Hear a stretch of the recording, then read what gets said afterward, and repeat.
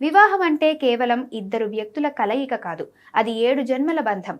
పెళ్లిలో అన్నింటికంటే ముఖ్యమైన ఘట్టం వరుడు వధువు మెడలో వేసే ఆ 3 ముళ్ళు. అసలు మూడే ఎందుకు వేయాలి? దీని వెనుక అద్భుతమైన అంతరార్థం ఉంది.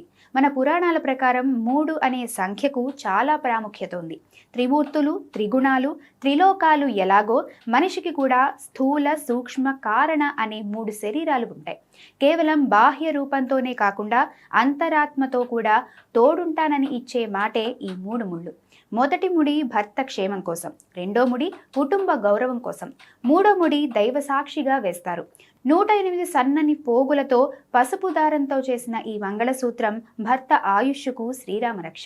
మాంగళ్యం తంతునానేనా అని పండితులు మంత్రం చదువుతుంటే వేసే ఆ 3 ముళ్ళు భార్యాభర్తల బంధాన్ని సమస్త కీడుల నుండి కాపాడతాయి.